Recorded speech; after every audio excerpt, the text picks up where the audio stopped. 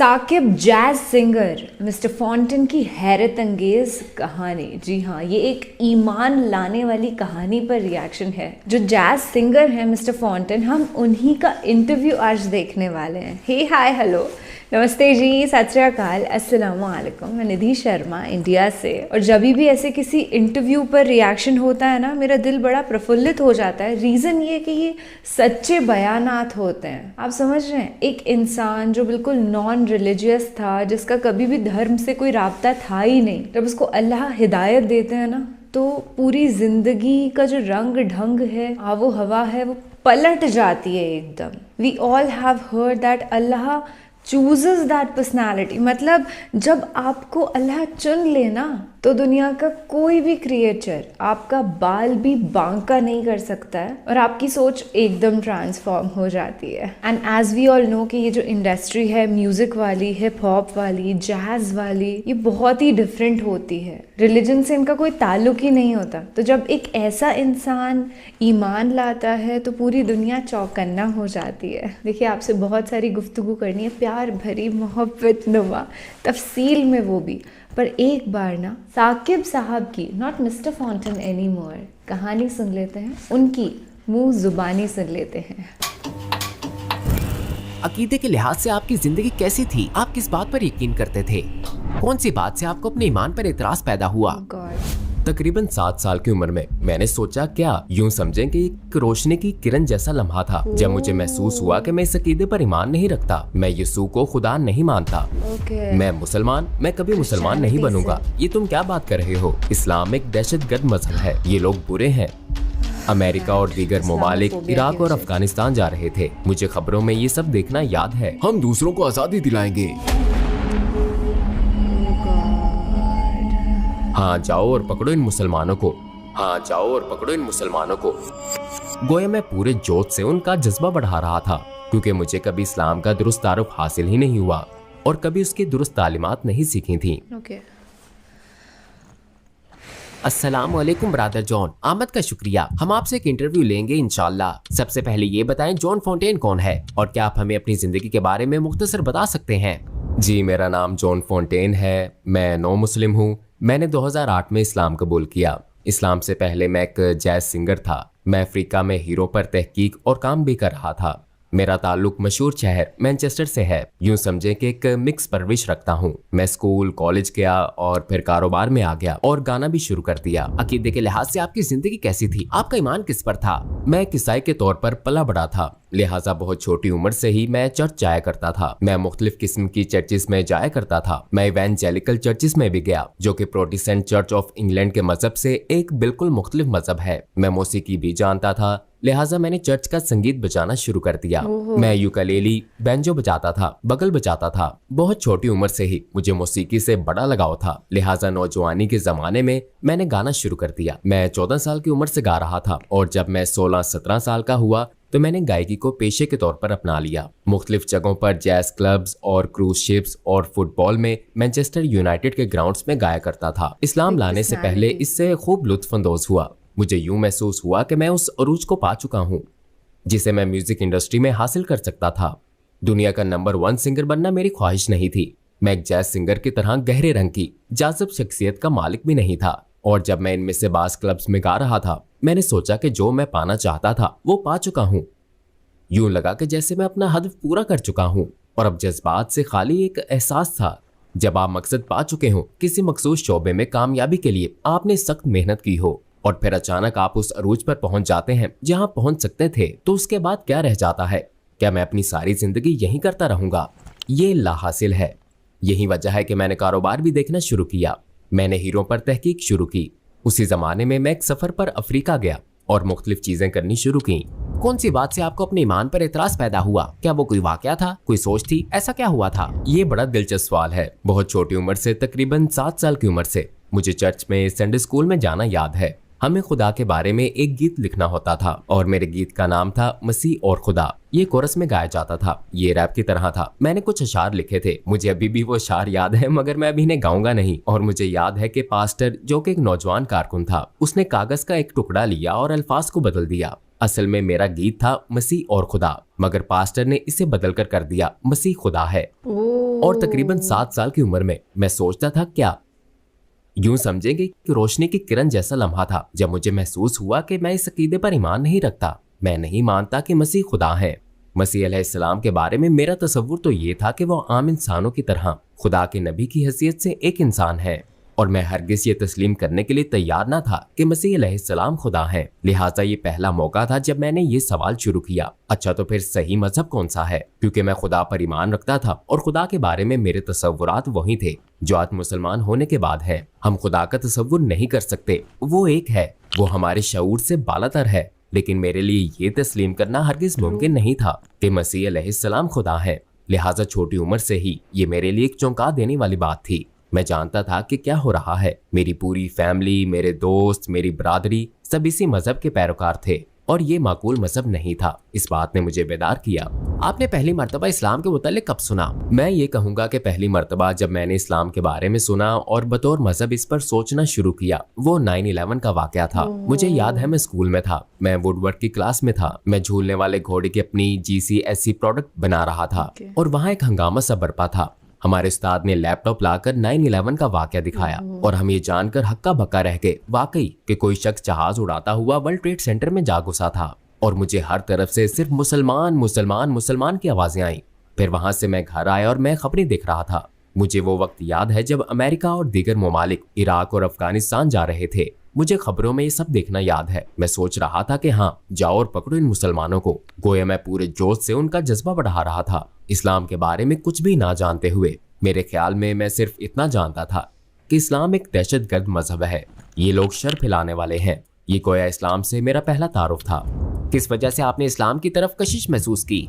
शुरू में मैं इस्लाम के बारे में ऑनलाइन मालूमात देख रहा था। जब यूट्यूब पहली मर्तबा मंजर आम पर आया तो यूट्यूब देखते हुए कुछ मुख्तलिफ वीडियोस नज़र से गुजरी। जब मैं 18 साल का था, मैंने मगरबी अफ्रीका के मुल्क सेनेगल का भी सफ़र किया था, और जिन्हें मालूम नहीं उनके लिए बताता चलूं कि सेनेगल एक मुसलमान मुल्क है। जब मैं सेनेगल में था तो मैं दर हकीकत शुरू से मुसलमानों से बहुत खौफजदा था।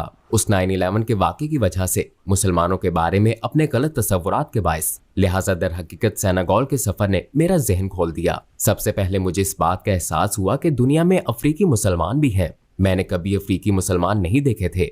लिहाजा मैं इस समझने में बहुत दिलचस्पी रखता था कि इस्लाम यहाँ कैसे पहुंचा। और जब मैं सेनेगल पहुंचा तो ये पहला मौका था कि मैंने अजान की आवाज सुनी। ये दिल को छू लेने वाली थी। मैं इबादत के लिए बुलावे की ये आवाज सुनकर बहुत खुश था। मैं इसे समझना चाहता था, मैं इसके मायने समझना चाहता था। और मैं कुछ मुसलमानों से मिला। मेरी एक भाई से मुलाकात हुई जो उस वक्त एक होटल में काम कर रहा था, और उसने मुझे अपने घर आने और कयाम करने की पेशकश की। लिहाजा मैं कुछ वक्त के लिए उसके साथ रहने पर राजी हो गया। मैं एक मुसलमान शादी में गया, मैं मुसलमान के जनाजे पर भी गया, और मैंने उसे और उसकी माँ और उसकी फैमिली को इबादत करते भी देखा। हम फर्श पर बैठकर साथ मिलकर खाना खाते थे, और ये सब बातें मेरे लिए हैरत अंगेज थीं। उस वक्त क्या आपके जहन में मुसलमान होने का ख्याल आया था? मुझे इस्लाम की सच्चाई पर यकीन नहीं था। उनकी सकाफत और उनके साथ अपने कयाम का तजर्बा पसंद आने के बावजूद भी मुझे मुसलमान बनाने के लिए ये सब काफी नहीं था। इससे मेरी दिलचस्पी और भी बढ़ गई। ये अजीब बात थी क्योंकि मैंने ईसाईयत का सहारा लेते हुए इस्लाम पर हमला करना शुरू कर दिया। हालांकि मैं जानता था कि ईसाईयत सच्चा मजहब नहीं है। सकाफती लिहाज से तो मैं अब भी एक ईसाई ही था। लिहाजा मैंने इस्लाम की खामियां तलाश करने की कोशिश शुरू कर दी। बाज मुसलमानों के साथ जोशीली गुफ्तगू भी की, लेकिन मैं जितनी ज्यादा तहकीक करता गया, जितना ज्यादा इस्लाम पर इतराज करता गया, उतना ही इसकी तालीमात और कुरान के पैगाम से मुतासिर होता गया। और मेरे ख्याल में मैं इस्लाम कबूल करना चाहता था। जब मैं ये कहता हूँ कि मैं इस्लाम कबूल करना चाहता था, तो इससे मुराद ये है कि मैं इस्लाम को एक मौका देना चाहता था, क्योंकि अफ्रीकी मुझे इस्लाम के मुतालिक सिखाने में अपना किरदार रखते थे। सेनेगल में क्या आपको कोई ऐसी बात याद है जिसे आप कभी भुला ना सकते हो? जब मैं 18 साल का था, ये मेरे कबूल इस्लाम से 5 साल कबल की बात है, और जब मैं अपने उस मुसलमान भाई के घर में रह रहा था, उसकी दादी की वफात हो गई। उनकी उम्र 105 साल थी और ये रो रहा था। वो अपने बिस्तर पर बैठा रो रहा था। चनाचे मैं उसके पास जाकर बैठा। मैंने अपने बाजू से उसे थाम लिया और कहा कि पता है वो एक बेहतर मकाम की तरफ गई हैं। उसने जवाब दिया, मैं उनकी वफात पा जाने पर नहीं रो रहा। उसने मजीद कहा, वो मुसलमान थी, वो जन्नत में जाएंगी इंशाल्लाह। मैं तो इसलिए रो रहा हूँ कि वो बहुत बूढ़ी थी और मैं चाहता था कि वो तुमसे मिले ताकि वो दुआ करें कि तुम मुसलमान हो जाओ। उसकी बात ने मुझ पर बहुत असर किया। मैंने सोचा कि मैं कभी मुसलमान नहीं बनूंगा। ये तुम क्या बात कर रहे हो? मैंने ये बात उसे नहीं कही क्योंकि वो अपनी दादी की वफात पर पहले से ही गमज़दा था। मगर उसकी बात ने मुझ पर बहुत असर डाला। मैंने सोचा कि उस शख्स के लिए ये बात इतनी अहम क्यों है, वो क्यों रो रहा है। अभी तो उसकी दादी की वफात हुई है, वो उनकी वफात पर नहीं रो रहा, वो तो इसलिए रो रहा है कि वो मुझे मुसलमान देखना चाहता है। और यही वो बात थी जिसने मुझे सोचने पर मजबूर किया, वाह ये शख्स हकीकतन ईमान वाला है, ये इस मजहब पर हकीकी ईमान रखता है। आपने इस्लाम कब और कैसे कबूल किया? मैंने बिलाखिर 23 साल की उम्र में इस्लाम कबूल कर लिया। मैं कोई तहकीक कर रहा था, लेकिन फिर भी मैं उस वक्त गाना छोड़ना और कुछ दूसरी चीजें तर्क करना नहीं चाहता था। और शायद मुझे इल्म भी नहीं था कि मुसलमान कैसे बनते हैं। दर हकीकत मुझे इल्म ही नहीं था कि मैं मुसलमान हो सकता हूँ। मेरा ख्याल था कि आप पैदाइशी मुसलमान होते हैं, यानी ये चीज आपको वालिदैन से विरासत में मिलती है। मुझे नहीं मालूम था कि उन्होंने इस्लाम कबूल किया है। ये मुझे तब मालूम हुआ जब मैं तहकीक कर रहा था और मैंने अब्दुल रहीम ग्रीन और यूसुफ एस्टेस और दूसरे मजहब तब्दील करने वाले लोगों की वीडियोस देखी। तब मुझे एहसास हुआ कि वाह हकीकतन बहुत से अंग्रेज और अमेरिकी लोग इस्लाम कबूल कर रहे हैं और मैं भी मुसलमान हो सकता हूँ। तो इस चीज ने मुझे फिर से सोचने पर मजबूर किया कि हाँ ये एक ऐसी चीज है जिस पर मुझे गौर करना चाहिए। तो फिर आपको दावत किसने दी? मैं उस वक्त मिस्र में था और एक मस्जिद में गया। मैंने अपने दोस्त से कहा कि मुझे नमाज पढ़ना सिखाए, लेकिन उसने इनकार कर दिया। उसने कहा नहीं तुम मुसलमान नहीं हो। मैंने कहा खैर मैं ईमान रखता हूँ। मैंने रमजान के रोजे रखे और नमाज पढ़ने की कोशिश की थी। उसने कहा ठीक है तुम्हें कलमा शहादत कहना होगा। मैंने पूछा शहादत क्या है, तो उसने मुझे कलमा शहादत बताया और मैं मुसलमान हो गया। मुझे ऐसा लगा जैसे मेरे कंधों से एक बड़ा बोझ उतर गया हो। मैंने खुद को पाक महसूस किया और अल्हम्दुलिल्लाह मैं पहले ही ईमान रखता था। ऐसा नहीं था कि ईमान बस उसी लम्हे उतरा हो। मैंने हमेशा अल्लाह पर ईमान रखा था। और फिर मैं बरतानिया वापस चला गया। मैंने मस्जिद ढूंढने की कोशिश की और मैं उस वक्त मस्जिद जाने से भी डरता था। मुझे महसूस होता था कि मुसलमान दहशतगर्द हैं। मैं भी मुसलमानों के बारे में मनफी जज्बात रखता था। तो मैं एक जगह गया जो मुझे लगा कि कोई स्कूल है, लेकिन वो स्कूल नहीं बल्कि एक मस्जिद थी। और सुभान अल्लाह इस्तकबालिये पर एक अंग्रेज मौजूद था। मैं चौंक गया। एक सफेद फार्म शख्स की हैसियत से मस्जिद में दाखिल होते हुए मैं तवक्को कर रहा था कि वहां पाकिस्तानी और अरब होंगे, और वहां एक सफेद फार्म आदमी मौजूद था। उसने मेरी मदद की, मुझे फातिहा सिखाई, मुझे छोटी सूरतें और नमाज पढ़ने का तरीका सिखाया। मैं हर रोज वहां जाता, वो मुझे नमाज पढ़ने का तरीका सिखाता था। वो मुझे कुरान पढ़ते हुए सुनता। मस्जिद में कुछ और भाई भी थे। मैं वहां बैठकर कॉफी पीता और वो मुझे सिखाते थे। और इसी तरह मैंने अपना सफर शुरू किया। और आपके इस्लाम कबूल करने पर आपकी फैमिली और आपके करीबी अहबाब का क्या रद्द-ए-अमल था? मेरे ख्याल में शुरू में लोगों ने सोचा कि ये वक्ती चीज है और ये ज्यादा देर नहीं चलेगी, ये इससे बाहर निकल आएगा। और आज 13 साल बाद भी मैं एक मुसलमान हूँ। बिलाशुबा बहुत से लोगों के खदशात थे कि इस्लाम खतरनाक है और मुसलमान दहशतगर्द हैं, और मैं अच्छी तरह समझता हूँ लोगों के इन खदशात को, क्योंकि वो सिर्फ उतना ही जानते हैं जितना मीडिया बताता है। और यही मुसलमानों का मसला है, क्योंकि मुसलमान गैर मुस्लिमों को सही इस्लाम की तालीम नहीं दे रहे। अगर गैर मुस्लिम इस्लाम के बारे में जानते तो वो ये दकियानूसी तसव्वुरात और खदशात ना रखते। तो वाकई ये शुरू में मुश्किल था। फैमिली के बहुत से अफराद और दोस्त परेशान और उलझन के शिकार थे, लेकिन अल्हम्दुलिल्लाह अब सब ठीक है। मुसलमान होने के बाद आपको दरपेश सबसे बड़ा चैलेंज क्या था? मेरे लिए सबसे मुश्किल काम नमाज पढ़ना था। अगर आपको आदत ना हो तो नमाज पढ़ना मुश्किल है, क्योंकि हम नमाज पढ़ने के लिए दिन में 5 बार इतना वक्त सर्व करने के आदी नहीं होते। इसके लिए मैंने एक तरीका अपनाया। मैंने खुद से वादा किया कि मैं रात को 5 नमाजें पढ़े बगैर नहीं सोऊंगा। तो तसव्वुर करें कि आप रात को सोने से पहले 5 नमाजें अदा कर रहे हो। वैसे इसकी इजाजत नहीं है, ये जायज नहीं है। बिलाशुबा एक मुसलमान होने के नाते आप कुफर और जहालत से निकलते हुए ये सब नहीं जानते, और जबकि अब आप दीन सीखने की कोशिश कर रहे हो। और फिर मैंने महसूस किया कि कभी कभी तमाम नमाजें एक साथ अदा करना बहुत मुश्किल होता है। इन्हें बारी बारी अदा करना आसान है। तो मैं समझता हूँ कि इससे मुझे सही वक्त पर नमाज अदा करने में मदद मिली। और जाहिर है जब आप इस्लाम में आगे बढ़ते हैं तो आप मजहब के बारे में ज्यादा सीखते हैं। आपको मालूम होता है कि वक्त पर नमाज पढ़ना वाजिब है। हमारे नबी सल्लल्लाहु अलैहि वसल्लम की कौन सी बात ने आपको सबसे ज्यादा मुतासिर किया? ये एक लाजवाब सवाल है। हम रसूल अल्लाह सल्लल्लाहु अलैहि वसल्लम की हकीकत को देखते हैं। वो 1400 साल पहले आए। सहरा में एक आदमी पर अल्लाह की तरफ से वही नाजिल हुई और उन्हें इंसानों का अजीम तरीन यानी नबूवत का दर्जा दिया गया।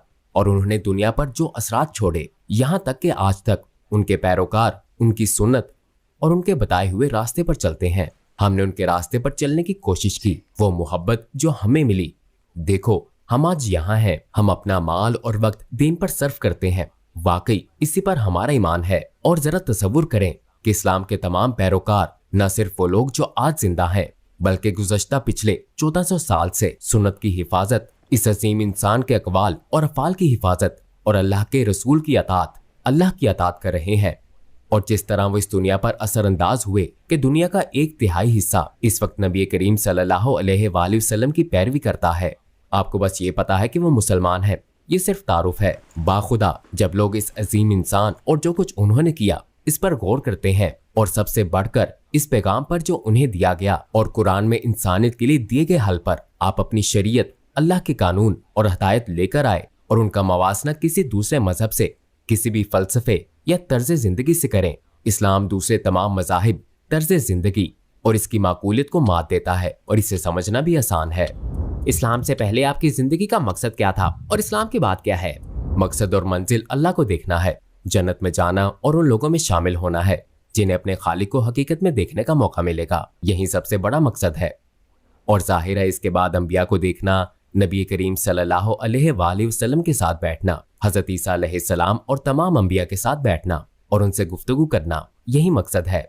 इस्लाम से पहले मेरे ख्याल में मुझे नहीं लगता कि लोग वाकई जिंदगी के मकसद के बारे में सोचते हैं। मुझे नहीं लगता कि वो अपना कोई मकसद बनाते हैं। मेरा तो नहीं था। आप बस दिन गुजारते रहते हैं। आप इस वक्त कौन से प्रोजेक्ट्स पर काम कर रहे हैं? अपने लिए मैं अफ्रीका में कुछ काम कर रहा हूँ। अफ्रीका में स्कूल्स तामीर करने का मंसूबा है। मैं वही के इस्लामी नुक्ता नजर और गुज़श्ता सहीफों के बारे में एक किताब भी लिख रहा हूँ। मैं इल्हाद पर भी एक किताब लिख रहा हूँ जो इल्हाद के कुछ मसाइल से निपटने के बारे में है। मेरा एक यूट्यूब चैनल भी है। मेरा यंग स्मोक्स नामिक पॉडकास्ट भी है। तो आप भी इसे सब्सक्राइब करें। इसके अलावा सिर्फ पढ़ना, मुतालिया करना, दावत देना और इस्लाम का पैगाम पहुंचाने की कोशिश करना मेरा काम है। अगर आपको दुनिया के तमाम गैर मुस्लिमों से बात करने का मौका मिले तो आप उनसे क्या कहना चाहेंगे? मैं उन्हें सिर्फ इस बात की तरगीब दूंगा कि वो खलूस से इस्लाम को देखें। इस्लाम उन मुसलमानों से सीखें जिन्होंने दीन का मुतालिया किया है। कुछ वक्त निकालकर इस्लाम पर कुछ किताबें पढ़ें, समझें कि पिछले 1400 सालों से ये मजहब इतना गालिब क्यों रहा है। और बिलाशुबा इस्लाम ने दुनिया पर बहुत असर डाला है। हम बात कर रहे हैं कि दुनिया की 1/3 आबादी मुसलमान है, तो इस चीज की बदौलत आप अपने पड़ोसियों का एहतराम करने लगते हैं, अपने साथी इंसानों का एहतराम करते हैं। आपको पता करना चाहिए कि उनका अकीदा क्या है। कुछ वक्त निकालें, मुतालिया करें और इस्लाम के तसव्वुरात के बारे में जानें और बस खुद से मुखलिस रहें। मैं तमाम गैर मुस्लिमों की हौसला अफजाई करता हूँ कि सिर्फ और सिर्फ अल्लाह की इबादत करें जो खालिक कायनात है। वही खुदा है जिससे आप जरूरत के वक्त दुआ करते हैं, वही खुदा है जिसकी आप इबादत करते हैं। बल्कि मुझे कहना चाहिए कि जब आपका त्यारा फिजा में डगमगाता है और आप हिचकोले खाते हुए जिस खालिक को पुकारते हैं, ये वही खुदा है जिस पर मुसलमान ईमान रखते हैं। यही वो खुदा है जिसकी मुसलमान इबादत करते हैं। लिहाजा उस खुदा से दुआ करें कि वो आपको सच्चा रास्ता अता करे। जब आप अकेले हों तो अपने कमरे में अपना सर फर्श पर रखें, बस अपना सर फर्श पर रखें और अपने खालिक से कहें कि आपकी रहनुमाई करे। आप आखिर में क्या कहना चाहेंगे? मैं बस एक बात कहूंगा, मैं दर हकीकत उन मुसलमानों को मशवरा दूंगा जो ये देख रहे हैं। मुमकिन है आप नमाज ना पढ़ते हो या शायद आपकी नमाज वक्त पर ना होती हो सकता है आपका ईमान कमजोर हो सकता है आपको इस्लाम के बारे में ज्यादा इल्म भी ना हो। इस्लाम के बारे में मजीद जानने की कोशिश करें और अपनी नमाज पर तवज्जो दें। इस बात को यकीनी बनाएं कि आप वक्त पर 5 नमाजें पढ़ें। बहसीयत मुसलमान अगर आप वक्त पर 5 नमाजें पढ़ते हैं तो सही तरीके से नमाज पढ़ें।